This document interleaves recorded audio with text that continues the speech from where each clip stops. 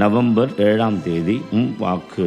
இன்றைய நற்செய்தியின் மூலமாக நேர்மையற்ற ஒருவர் தன்னுடைய தலைவருக்கு இழப்பு ஏற்படுத்தினதாக பணியிலிருந்து நீக்கப்படுகிற போது அவர் விவேகமாக செயல்பட்டு தன்னுடைய பணி இழந்த நிலையில மக்கள் எப்படி தன்னை ஏற்றுக்கொள்வார்கள் என்கிற விதத்தில் அவர் செயல்படுகிறதையும் இந்த ஊமையின் மூலமாக இயேசு ஆண்டவர் நமக்கு 2 செய்திகளை சொல்லிக் கொடுக்கிறார். முதலாவது, ஒளியின் மக்களை விட இவ்வுலகின் மக்கள் எப்படி முன்மதி உள்ளவர்களாக நடந்து கொள்ளுகிறார்கள், அதுபோல ஒளியின் பிள்ளைகளாக என்னுடைய பிள்ளைகள் இந்த விவேகத்தோடும் புத்தி கூர்மையோடும் புத்திசாலித்தனத்தோடும் நடந்தால் எவ்வளவு சிறப்பு என்கிற செய்தியை அளிக்கிறார். இன்னொரு பக்கம், தவறு செய்த வீட்டு பொறுப்பாளரை இயேசு ஆண்டவர் ஒருவேளை பாராட்டுகிறாரோ என்று சொல்லுகிற அளவிற்கு தவறான புரிதலுக்கு ஒருவேளை இந்த ஊமை இட்டுச் செல்லலாம். ஆனால் அது அல்ல, மாறாக குறித்து காட்டுகிறார்.